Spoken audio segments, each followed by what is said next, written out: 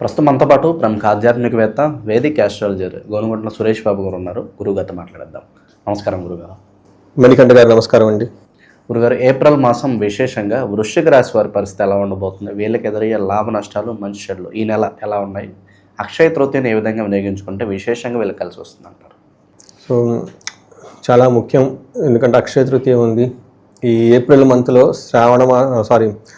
చైత్ర మాసం, వైశాఖ మాసం 2 మాసాలు కలిసి ఉన్నాయి. 15 days ఇది, 15 days అది ఉంది. సో ఇది మంచి టైం మనం ఉన్నాము. సో ఆధ్యాత్మికంగా అలానే గ్రహస్థితుల ప్రకారం కూడా చాలా బాగుంది. సో వృశ్చిక రాశి చూస్తే మనకి వీళ్ళకి కొంచెం మిక్స్డ్గా ఉందండి. సూర్యుడికి అనుకూలంగా ఉండి శత్రువులపైన విజయము, అనుకున్న పనులన్నీ జరగటము బాగుంటుంది. అలానే కుజుని వల్ల కొంచెం ఇబ్బందులు పడే అవకాశం కూడా ఉంది. మనం ఎక్కడెక్కడ స్ట్రాంగ్గా ఉంది, ఎక్కడెక్కడ వీక్గా ఉంది చాలా క్లీన్గా డీటెయిల్గా మనం చూద్దాం. ఫస్ట్ ఇందులో ఉన్న నక్షత్రాలు విశాఖ 4వ పాదం, తర్వాత అనురాధ 1, 2, 3, 4 పాదాలు, జ్యేష్ఠ 1, 2, 3, 4 పాదాలు అంతా మనకి ఇందులో ఉంటాయండి. వృశ్చిక రాశి వాళ్ళు జనరల్గా పేరు బలం ప్రకారం చూసుకుంటే తో, నా, నీ, నూనె, నో, యా, ఈ, యు అన్న పేర్లంతా కూడా ఈ వృశ్చిక రాశిలో ఉంటారు. ఇందులో ముఖ్యంగా మన 4 గ్రహాలు మారుతూ ఉన్నాయండి. ఏ గ్రహాలు మారుతున్నాయి? సూర్యుడు, కుజుడు, బుధుడు, శుక్రుడు మారుతూ ఉన్నారు. అంటే 2 క్రూర గ్రహాలు మారుతున్నాయి, 2 సౌమ్య గ్రహాలు మారుతూ ఉండటంతో వీళ్ళకి ఎలా ఉంటుందంటే మిక్స్డ్గా ఉంటుంది. కొన్ని గ్రహాలు చక్కగా బాగా సపోర్ట్ చేస్తాయి, కొన్ని ఇబ్బంది పెడుతుంటాయి, కొన్ని గ్రహాలు ఇబ్బందులు ప్లస్ సపోర్ట్ 2 ఇస్తూ అలా మిక్స్డ్గా ఉండే మంత్ కాబట్టి కొంచెం జాగ్రత్తగా ఆలోచించుకొని ప్లాన్ చేసుకుంటే బెటర్. కొన్ని విషయాలను పోస్ట్పోన్ చేసుకుంటే కొన్ని విషయాల్లో చక్కగా దూకుడుగా ముందుకెళ్ళిపోయినా బాగుంటుంది. అందుకని వీళ్ళకి మిక్స్డ్గా ఉంది కాబట్టి ఈ వీడియో అంటే వీళ్ళకి చాలా ఇంపార్టెంట్. ఎందుకంటే అలా పడితే అలా డెసిషన్ తీసుకోకుండా ఆలోచించుకొని డెసిషన్ తీసుకుంటే బాగుంటుంది. ఇందులో ముఖ్యంగా క్లుప్తంగా సంక్షిప్తంగా చూసుకుంటే సమరీ న్యూస్లో హెడ్లైన్స్ లాగా ముందు చూసుకుంటే ముఖ్యాంశాలలాగా ఏముంటుంది? ఫస్ట్ 15 days మనోరుజం, మానసికంగా కొంచెం అలజడిగా ఉంటుంది. తర్వాత శత్రునాశాంత, శత్రువులపైన విజయం గమనిస్తూ ఉంటారు. కుజుని వల్ల అర్ధనాశనం, ధనం ఖర్చు అయిపోయే అవకాశం ఉంటుంది. శుక్రుని వల్ల లేదంటే బుధుని వల్ల భార్య స్వతాది కలహం, భార్యతోటి లేదంటే పుత్రులతోటి గొడవలు పడే అవకాశం ఉంటుంది అని చెప్తూ ఉంటారు. బట్ ఇది మిక్స్డ్గా ఉంది కాబట్టి అండి కొంచెం జాగ్రత్తగా ఉండాలి. ఒక్క విషయం బాగా కలిసి వచ్చే విషయం ఏంటంటే సూర్యుడు 6వ స్థానంలో ఉన్నారు. ఎప్పటి తర్వాత వస్తుంది? 15th తర్వాత. ఫస్ట్ 15th సూర్యుడు కొంచెం ఇబ్బంది పెడుతూ ఉంటారు, మానసికంగా టెన్షన్లు, ఆందోళనలు ఉంటాయి. తర్వాత మాత్రం సూర్యుడు మారటంతో చాలా బాగుంటుంది. ఏం బాగుంటుంది? ఫస్ట్ సౌఖ్యధీన్, సౌఖ్యంగా ఉంటారు. రెండోది యత్న కార్య సాధనం. అప్పటిదాకా లాస్ట్ 2 months 1 month కనుక కొంచెం ఇబ్బంది పడుతూ ఉన్నా, ప్రొఫెషన్లో టెన్షన్గా ఉన్నా కానీ ఆ టెన్షన్స్ అన్నీ పోయేసి వాళ్ళు చేస్తున్న పనికి రిజల్ట్ రావడం స్టార్ట్ అవుతుంది, విజిబుల్ రిజల్ట్ రావడం స్టార్ట్ అవుతుంటుంది. కార్య సాధనం, దేహ ఆరోగ్యాది సంతోషం, దేహం ప్రకారం బాగుంటుంది, ఆరోగ్యం బాగుంటుంది, సంతోషకరంగా ఉంటారు, చక్కగా బట్టలన్నీ వేసుకుంటూ ఉంటారు. ఒక మంచి జోష్, ఉత్సాహం వచ్చేస్తుంది వీళ్ళకి. అది చాలా పాజిటివ్ ట్రెండ్ అని మనం చెప్పుకోవచ్చు. అయితే వీళ్ళకి కుజుడు 5వ స్థానంలో ఉండటంతో కొంచెము ఓవర్గా ఏమంటారు, డబ్బులు ఖర్చు పెట్టడం, ఓవర్గా ఎక్కువగా ఆలోచించటము, పిల్లల విషయంలో కొంచెం టెన్షన్గా ఉండే అవకాశం ఉంటుంది. మనకి సంస్కృతిలో ఏం చెప్తారు? దేహ జాడ్యం సంతాపకాలతిక్రమణ భోజనం దురితం కర్మలాభచ్చ అని చెప్తారు. దాని మీనింగ్ ఏంటి? శారీరకంగా వీక్గా ఉంటారు, సంతాపం, కొంచెము ఏదో పాప పనులు చేయాలి, ఈ పనులు చేయాలి, ఆ పనులు చేయాలనుకుంటూ ఉంటారు, టయానికి భోజనం చేయకుండా ఉండటం. దురిత కర్మచ్చ అంటే ఏదైనా కనుక పని చేస్తే అందులో పాప పనులు చేయాలి, దురుద్దేశంతో పనులు చేయాలి, ఏదో స్మార్ట్ వర్క్ చేయాలని చూస్తే అవకాశం ఎక్కువగా ఉంటుంది. బట్ బేసికల్గా 5th హౌస్లో కుజుడు ఉండకూడదండి. ఏమవుతుందంటే మైండ్ డైవర్ట్ చేస్తారు. అప్పటిదాకా నేను నీట్గా బుద్ధిమంతుడిగా ట్రాఫిక్లో వెళ్ళిపోతూ ఉంటా, సడన్గా షార్ట్ కట్ కనిపించి వెళ్ళిపోదామని ట్రై చేస్తూ ఉంటారు. అంటే ఎగ్జాంపుల్ అలా ఇచ్చాను. వీళ్ళు ఆఫీస్లో కూడా ఏదో స్మార్ట్ వర్క్ చేసేసి అంతా క్లోజ్ చేసుకొని వెళ్ళిపోదాం అన్నట్లు ఉండటం, లేదంటే ఎక్కడికో బయటకు వెళ్ళాలి ఒక మంచి పనితో, ఏముందని క్లోజ్ చేయటం. ఈ టైంలో ఎక్కువగా అప్పటిదాకా చాలా చక్కగా ఉన్న వ్యక్తి ఇమ్మీడియట్గా డబ్బులన్నీ షేర్లో పెట్టడము, లాటరీ టికెట్లు తీసుకోవటము, అప్పటిదాకా నీట్గా ఉన్న వ్యక్తి బాయ్ ఫ్రెండ్ వేసేసుకుని 2 days వెళ్ళిపోవటం ఎక్కడికో, లేదంటే చక్కగా ఉన్న వాళ్ళు కాస్త బాటిల్స్ అన్ని ఓపెన్ చేసుకొని ముందండి పెట్టుకొని కూర్చోవటం, ఈ టైప్ పనులు ఎక్కువ చేస్తూ ఉంటారు.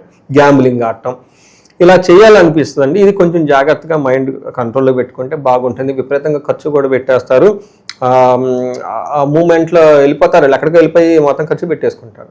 ధర్మరాజు జోతం ఆడినట్లుగా వీళ్ళు మైండ్ అప్పటిదాకా బాగున్నది కాస్త ఎటో చేయాలని ఆలోచిస్తారు.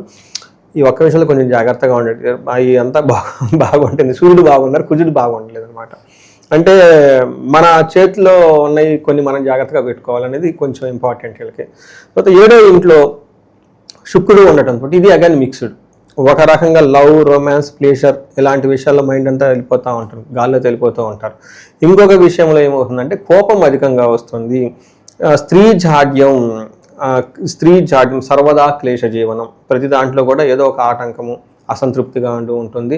స్త్రీలతో విభేదాలు వచ్చే అవకాశం ఉంటుంది, మాట పట్టింపులతో గొడవలు పడే అవకాశం ఉంటుంది, ఊరుకూరుకునే గొడవ పడే అవకాశం ఉంటుంది. కాబట్టి కొంచెం స్పైక్స్ అంటారు, గొడవలు భార్య భర్తలు అప్పటిదాకా బాగుంటారు, టీ విషయం దగ్గర ఎక్కడో టక్కన గొడవ వచ్చేస్తున్నాం వాళ్ళు, ఇలా వచ్చే అవకాశం ఎక్కువ ఉంటుంది. జాగ్రత్తగా ఉండండి.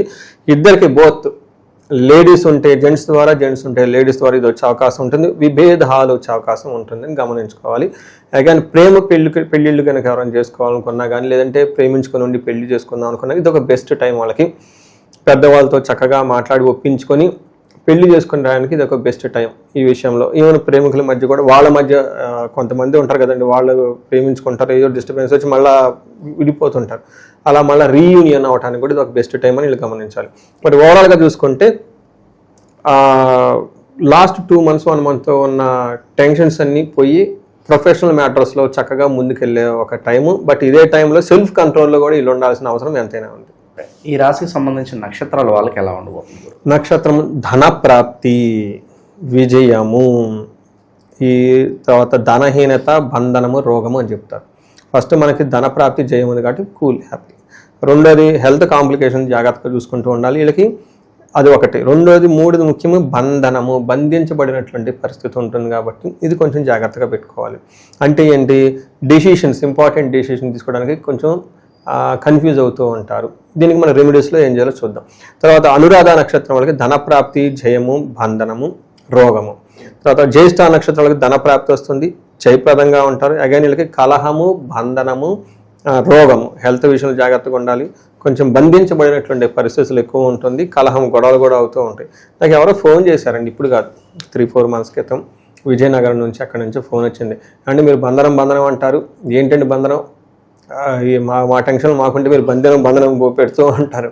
పాపం ఆయనకి ఏదో చెప్పాలని ట్రై చేస్తున్నా, బంధనం అంటే కన్ఫ్యూజన్, అంటే ఆయన మరి ఏ టెన్షన్ ఉందేమో మొత్తానికి ఫోన్ పెట్టేశాడని చెప్పి లేదనమాట. అంటే వాళ్ళు నాకు అనిపించింది ఏదో క్రిమినల్ కేసులు అయ్యి ఉంటే పట్టుకొని వెళ్ళిపోతారేమో బంధనం అని. ఇక్కడ బంధనం అంటే అది మీనింగ్ కాదండి. సంస్కృతంలో కన్ఫ్యూజ్డ్ అయిన ఒక పరిస్థితిలో ఉంటారు, డెసిషన్ తీసుకోలేని పరిస్థితిలో ఉంటారు. ఒక జాబ్ వస్తుంది, ఉన్న జాబ్ వదిలిపెట్టుకొని కొద్దానికి వెళ్దామా లేదా, యుఎస్ నుంచి ఇండియాకి వద్దామా లేదు. ఈ మధ్య చాలామంది ఈ క్వశ్చన్స్ ఎక్కువ అడుగుతూ ఉంటారు నన్ను. లేదా కోర్టు కేసులు, ఎవరో తెగ ఇబ్బంది పెడుతున్నారు, అసలు కోర్టుకి వెళ్తే ఉపయోగం ఉంటుందా లేదా, ఇలా డెసిషన్స్ తీసుకోలేకుండా ఈ కన్ఫ్యూజన్గా ఉన్న పరిస్థితిని బంధనము అంటారు. చాలా సింపుల్, ఈజీ టెక్నిక్ కూడా, రెమెడీస్ కూడా ఉన్నాయండి, పెద్ద డబ్బులు కూడా ఖర్చు పెట్టుకునే అవసరం లేదు. వీటితో పాటు వీళ్ళకి విశాఖ నక్షత్రం వాళ్ళకి కార్యహాని ఎక్కువగా జరిగే అవకాశం ఉంటుంది. కొంచెం జాగ్రత్తగా ఉండుకొని చక్కగా ప్లాన్ చేసుకొని, రాహు ఉండటం వల్ల నమ్మించి మోసం చేసేవాళ్ళు కూడా ఉంటారు. మిగతా అన్ని విషయాలు చాలా బాగుందండి, పెద్ద ఈ ఛాలెంజెస్ అయితే ఏమీ లేదు, ప్రోగ్రెసివ్గా అయితే ఉంటుంది విత్ ఛాలెంజెస్. ఓవరాల్గా మరి ఎటువంటి పరిహారాలు చేస్తే బాగుంటుంది ఈ నెల? ఒకటి, మనకి ఇందాక మీరు అడిగిన విధంగా ఇంట్రడక్షన్లో అక్షయ తృతీయ జరుగుతుంది కాబట్టి 3 సజెషన్స్ చేస్తానండి. ఫస్ట్, బంగారం కొనుక్కోవాలి. సోషల్ మీడియాలో ఇది కమర్షియల్ దాడ్ అంటారు కానీ అది ఐ డోంట్ బిలీవ్ ఇట్. పర్సనల్గా అది కొనుక్కోవాల్సిన టైం మనకి. ఎందుకు అని అడిగారు అనుకోండి, హిరణ్య గర్భుడు అంటారు ఎవరు, విష్ణుమూర్తిని. అంటే బంగారంలో నుంచి పుట్టాడు, లేదంటే గర్భం అంటే ఏంటి, బంగారం గర్భం కలిగి ఉన్నారని చెప్పి దాని మీనింగ్ సంస్కృతంలో. బట్ ఏదైనా విష్ణుమూర్తి స్వరూపం బంగారం, అవునా కాదండి. అగ్ని పురాణం ఉంటుందండి, ఆ పురాణంలో బంగారాన్ని అగ్నిదేవుడి నుంచి పుడతారు, అగ్ని తమ్ముడు, అగ్ని నుంచి వచ్చాడని చెప్తూ ఉంటారు. వీటితో పాటు నాకు బాగా అవన్నీ ఒకటే, నాకు పర్సనల్గా బాగా నచ్చింది ఏంటంటేనండి, శ్రీ సూక్తం అని ఉంటుంది. శ్రీ సూక్తం మనకి ఎక్కడ నుంచి ఉంటుంది, మనకి వేదంలో ఉంటుంది అన్నమాట, యజుర్వేదంలో ఉంటుంది, లేదంటే సామవేదం. ఈ వేదంలో నుంచి ఉన్న, యజుర్వేదంలో ఉన్న ఈ యొక్క శ్రీ సూక్తంలో అమ్మవారిని ఫస్ట్ స్టార్టింగ్లోనే ఏమంటారు, హిరణ్య వర్ణాం హరిణీం సువర్ణ రజత సజాం అని చెప్పేసి మంత్రాల్లో అమ్మవారిని మనం ఆ సూక్తంలో ఉంటుంది. ఇంకా చాలా చోట్ల కూడా అమ్మవారికి బంగార రంగులో ఉన్న అమ్మవారు, బంగార ఛాయతో మెరుస్తున్న అమ్మవారు, బంగారం లాంటి అమ్మవారు అని చెప్పేసి, స్వర్ణలక్ష్మి అని చెప్పేసి కూడా అమ్మవారిని స్వర్ణంతోనే లక్ష్మి అని మేము కూడా సపరేట్ పూజలు చేస్తూ ఉంటాం అనమాట. ఇవి ఏం చెప్తారంటేనండి, అటు విష్ణుమూర్తిని కానివ్వండి, లక్ష్మీదేవిని కానీ వీళ్ళిద్దరు ఏంటంటే ప్రిజర్వేటివ్స్. మనం సస్టైన్ అవ్వడానికి, బతకడానికి, ఐశ్వర్యంగా ఉండడానికి, భోగంగా ఉండటాల్సిన దేవతలు అనమాట. శివుడు వచ్చేటప్పటికి డిస్ట్రాయర్, బట్ విష్ణుమూర్తి కాపాడుతూ ఉంటాడు, ధర్మాన్ని కాపాడుతూ ఉంటాడు. ఎప్పుడైతే ధర్మాన్ని కాపాడుతూ ఉంటాడు, నిలబెడుతూ ఉంటాడు, లక్ష్మీదేవి అక్కడే ఉంటుంది. కాబట్టి ఆ రోజున చాలా పవిత్రమైన రోజు కాబట్టి చక్కగా బంగారం కొనుక్కొని గృహలక్ష్మికి ఇంటికి తీసుకొచ్చేస్తే ఇంట్లో బంగారం నిలంకడగా ఉంటుంది, స్థిరంగా ఉంటుంది, ఇల్లంతా శోభాయమానంగా ఉంటుంది, భార్యాభర్తలు చక్కగా ఉంటారండి. ఇది నా పర్సనల్ ఎక్స్పీరియన్స్, చాలామంది నా ఎక్స్పీరియన్స్ కూడా. రెండోది ఇంకొక ముఖ్యమైన విషయం ఏంటంటే, ఈ టైంలో ఈ బంగారంతో పాటు ఇంటికి ఎవరైనా కనుక ఉదక కుంభదానం అని చెప్తారు. అంటే నీటితో కలిపిన ఒక చెంబుని కానీ పాత్రని కానీ ఆ పాత్రతో సహితంగా దానం చేస్తే కలిసి వస్తుంది. ఇది నేను ఒక టాప్ సీఈఓకి చేయించాను బెంగళూరులో. చాలా ఆనందపడిపోయాను. ఒక చిన్న వెరీ సింపుల్ అండి, ఒక చిన్న రాగి చెంబు తీసుకోవటం, పసుపు బొట్టు, కుంకుమ బొట్టు పెట్టుకోవటం, అందులో కొంచెం సుగంధ భరితమైన ఏమైనా యాలకులు కానివ్వండి అని ఒకటి అందులో కలపటము, లేదంటే ఒక చిన్న బెల్లం ముక్కలాగా అందులో వేసేయడం, ఆ పాత్ర లేదంటే ఆ చెంబు లేదంటే ఆ కలసం రూపంలో వాళ్ళకి బ్రాహ్మణులకు కానివ్వండి గుళ్ళో, లేదంటే వేదాలు చదివిన వాళ్ళు ఉంటారు, అలాంటి వేద పురుషులకు కానివ్వండి, సత్పురుషులకి, గురువులకి ఎవరికి ఇచ్చినా కానీ మంచి ఉద్దేశంతో ఇస్తే అనంతమైన పుణ్యం కలుగుతూ ఉంటుంది. ఆ పుణ్యం ఎప్పటికీ ఉంటుందని చెప్పేసి శాస్త్రాలు వివరించారు.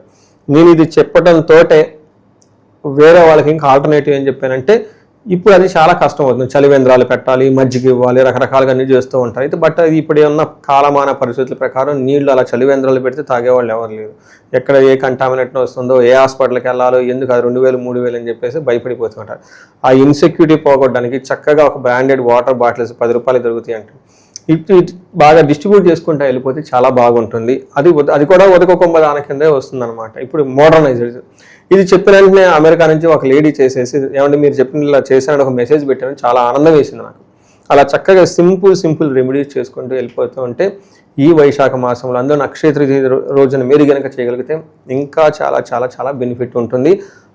మీరు చేసిన ఆ యొక్క పుణ్యం స్థిరంగా నిలబడిపోతుంది. ఎక్కడికి పోతుంది? 7 తరాలు మీ కుటుంబం, వాళ్ళ కుటుంబం, వాళ్ళ కుటుంబం, వాళ్ళ కుటుంబం 7 తరాలు ఉంటుందంట అలాంటి లక్ష్మీదేవి. వాటిని సద్వినియోగం చేసుకోవాలని చెప్పేసి మనం కోరుకుందామండి. వీళ్ళకి వృశ్చిక రాశి వాళ్ళకి మనం రాశి ఫలాలు కూడా హోల్ ఇయర్ కూడా చెప్పుకున్నాం అనమాట. వీళ్ళకి ప్రోగ్రెసివ్ ట్రాక్లో ఉన్నారు. అంటే 2-3 ఇయర్స్ బ్యాక్లో కంపేర్ చేస్తే లాస్ట్ ఇయర్ చాలా బాగున్నారు. లాస్ట్ ఇయర్తో కంపేర్ చేస్తే రేపు జూన్ తర్వాత ఇంకా బాగుంటారు. వీళ్ళకి ఇంకా ఏమైనా కనుక ఇండివిజువల్గా ప్రాబ్లమ్స్ ఉంటాయి, అంటే ఆదాయం అస్సలు లేదు, జాబ్ అస్సలు లేదు, పెళ్ళి కానే కావటం లేదు, ఇవి కాకుండా హెల్త్ కాంప్లికేషన్స్ ఉన్నాయి, లేదంటే కోర్టు గొడవలు ఉన్నాయి, రకరకాలు ఏదైనా కనుక హైలీ వాళ్ళు భరాయించలేని కనుక ప్రాబ్లం ఉంటే ఒక్కసారి ఇండివిజువల్గా జాతకం చూపించుకుంటే ఈ యొక్క గోచారంతో పాటు వాళ్ళ జాతకంలో దశలు, అంతర్దశలు, లేదంటే ఇంకా శాపాలు ఏమైనా ఉన్నాయా, లేదంటే గ్రహ దోషాలు ఏమైనా ఉన్నాయా మనకి కరెక్ట్గా తెలుసుకోవచ్చు. ఎందుకు అంటేనండి ఆ ఏజ్లో గ్రోత్ చాలా చక్కగా ఉండాలి. 35 to 44 మధ్యలో ఆగిపోతుంది. కారణం ఏమంటే మిడ్ లైఫ్ క్రైసిస్ అంటారు. మిడ్ లైఫ్ క్రైసిస్ అనేది దానికి మీనింగ్లెస్. మనకి శాస్త్రంలో ఏం చెప్తారంటే దోషాలు ఒక్కొక్క ఏజ్లో బాలారిష్టాలు చిన్నపిల్లల్లో ఉంటాయి, వివాహానికి సంబంధించిన ఆ ఏజ్లోనే ఉంటాయి. ఎప్పుడైతే గ్రోత్ ప్రోగ్రెస్లో ఉంటుందో 40+ 3-4 ఇయర్స్ అటు ఇటు పెట్టుకుంటే శాపాలు యాక్టివేట్ అవుతాయి. ఏ శాపాలు? పితృశాపం, మాతృశాపం, స్త్రీ శాపం, గురు శాపం, బ్రహ్మశాపం, సర్పశాపం, ఇలా 11 రకాల శాపాలు ఉంటాయి అనమాట. శని శాపం కూడా ఉంటుంది. శని కూడా శపిస్తాడు అనమాట. శని శాపం ఎవరికైతే ఉంటుందో వాళ్ళకి జాబే రాదు లైఫ్లో. చాలామంది జెంట్స్ని చూస్తాం, జాబులో ఉండడం వాళ్ళు ఉంటారు. చాలామంది లేడీస్ బాగా చదువుకొని ఉంటారు, జాబు చేయలేరు. ఎందుకంటే శని శాపం అంటే అలా జరుగుతూ ఉంటుంది అనమాట. కర్మాశాపం అంటారు దాని అనమాట. అలా వాళ్ళ యొక్క గ్రహణ శాపం కొంతమంది, ఇలా రకరకాల శాపాలు ఉంటాయి. అవన్నీ తెలుసుకొని వాటికి చిన్న చిన్న రెమెడీస్ చేసుకుంటే మళ్ళా లైఫ్ అనేది స్మూత్గా వెళ్ళిపోతుంది. మనకి ఏమంటే మన లైఫ్ వెళ్ళిపోతూ ఉంటుందండి. కాకపోతే మనం చేసే కర్మల వల్ల వాటి వల్ల అప్స్ అండ్ డౌన్స్ ఉంటుంది. అవి సరి చేసుకుంటే చక్కగా లైఫ్ ముందుకు వెళ్ళిపోవచ్చు. ఈ రాశి వాళ్ళు ఏమంటేనండి ఇప్పుడు ఎగ్జామ్స్ కూడా జరుగుతున్నాయి కాబట్టి ఇంకా ఎగ్జామ్స్లో బాగా రావాలనుకున్నా కానివ్వండి, వాళ్ళకి మేధా దక్షిణామూర్తి హోమము, జపం ఇవన్నీ చేయించుకుంటుంటే చాలా బాగుంటుంది. ఈ రాశి వాళ్ళు అష్టైశ్వర్యాలతో ఉండాలి, భోగభాగ్యాలతో ఉండాలి, చక్కగా ఉండాలని చెప్పేసి మనం కోరుకుందామండి.